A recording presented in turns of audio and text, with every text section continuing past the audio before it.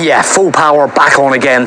Right, let's get cracking. Let's get, on across front. Bing goes the light again. So I'm kind of like, look, I can't, the stress was just like too much. I'm just like losing power. I'm in traffic. I'm coming through toll booths, like heading out on the motorway, reduced power, trucks behind you, going through tunnels. So it's really, really stressful. It's a bit of like juddering, a bit, so misfiring a bit.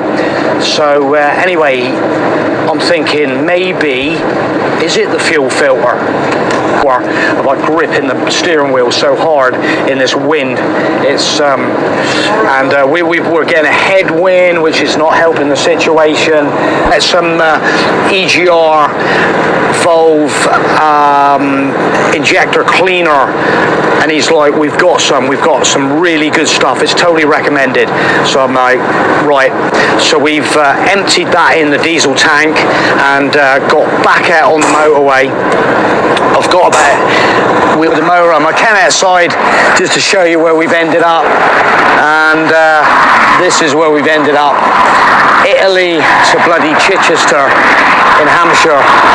We tried our best to get the Bursner back, but giving up, bless her. But we kind of like feel like Caroline says, like, at the end of the day, we have come a seriously long way.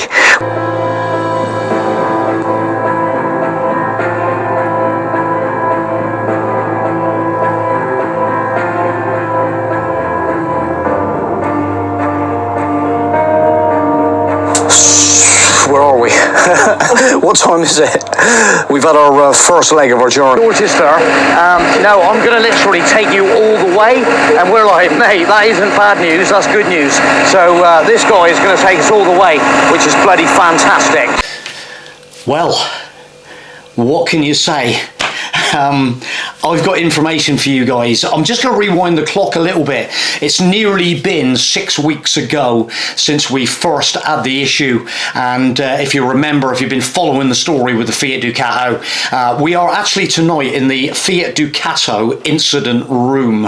Okay, so this is where the lowdown, the scoop is happening tonight, and yeah. So anyway, that's 6 weeks ago when the incident first popped up, that engine management light, and so and the journey was just such an absolute, it finished our trip. The score guys, our trip was virtually ended. We just could not face the fact that, and we just could not get over the problem. The problem was just ongoing. It was gradually getting ongoingly worse, and okay, looking back in hindsight now, we were just so lucky to get back to the UK, actually driving the vehicle.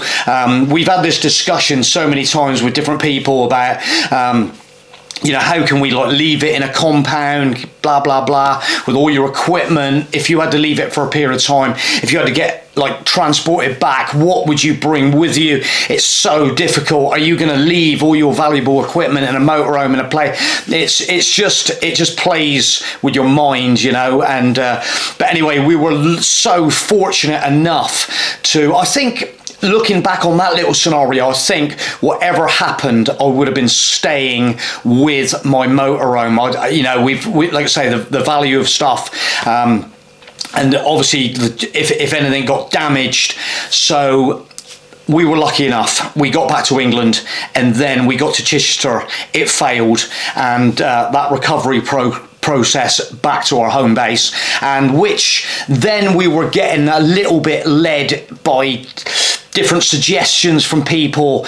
My sort of lowdown of this experience so far now at the moment would have been, straight away I should have actually got it booked in with Fiat and let them deal with it. You know me, I went down the route, I was getting a little bit misled, the injector scenario, and we ended up literally putting probably 2 injectors in the vehicle for no reason. It wasn't necessary, and the aggravation that it's caused with the clamp down bolt snapping off, that was just added to the aggravation. So anyway, as you guys know, this week we had our appointment with Fiat in Exeter, and so I took it up on Tuesday afternoon. I left here, and just before I went, I just erased all the faults again with my OBD reader, progressed on to driving it towards Exeter. I had a little bit of a plan on as regards I was not going to stay on the A38 because I just didn't. There's quite a long hill. Anybody that knows it, the Holden Hill this side is quite a drag, and the traffic is really fast, so I just couldn't run the risk of going down to 5-10 miles an hour on that road. So we did a bit of a back route, which it was fine. The engine management light was off. I'm like, oh my goodness me. I haven't driven it I haven't tried it for 3 weeks, and now it's off. Anyway, I came back out onto the carriageway down over the Holden Hill, branched off into Exeter. I just got to a place called Peamore. We were probably at that stage a mile from the Fiat dealership in Vosper in Marsh Barton. The light pinged back up, check engine. So that was, in fact, at that stage of the game, it was a good thing because I wanted it to be there when it hit the dealer. So we've got it into Vosper's. I found a reasonable size parking spot that was perfect for me. You're always like, where am I going to park it? Oh, it's going to be safe, that same old thing. They had a good parking space.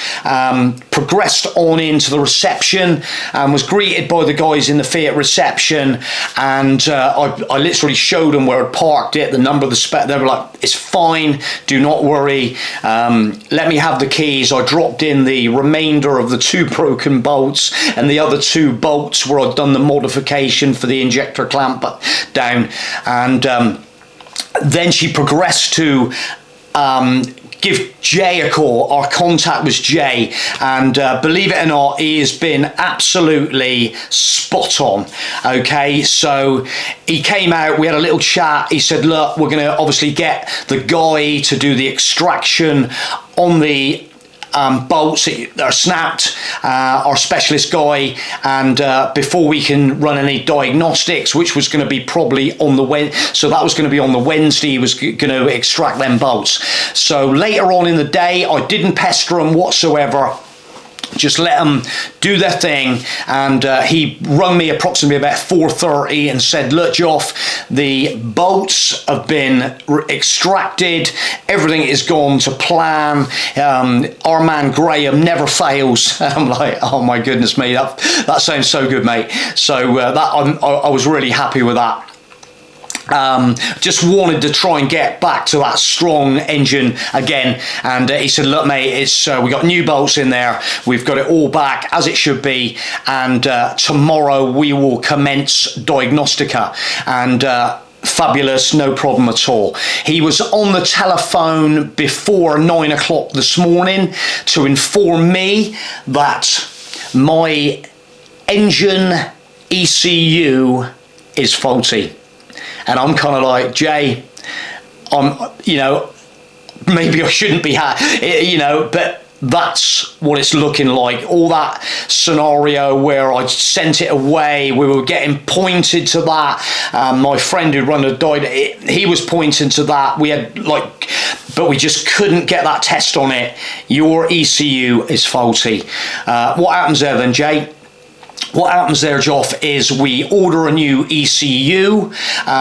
They used to, at one stage, extract all the information off it and repaste it onto your new ECU.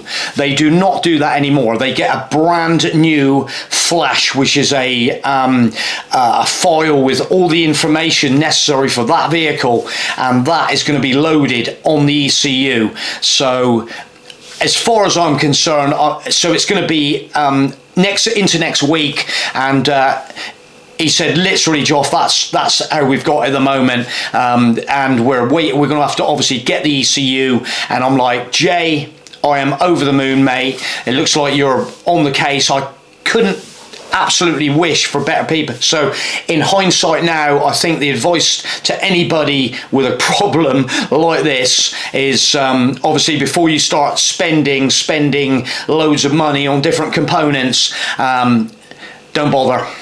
Go straight to the people that know. So that is the video for tonight, guys. I'm going to leave the video there. I hope and I want to thank all you guys for, you know, following the story. And we'll obviously keep you posted next week. And yeah, all the goodwill messages of like, I hope you get you know how passionate we are for our motorhome. So we're feeling pretty good. You know, I'm feeling pretty good.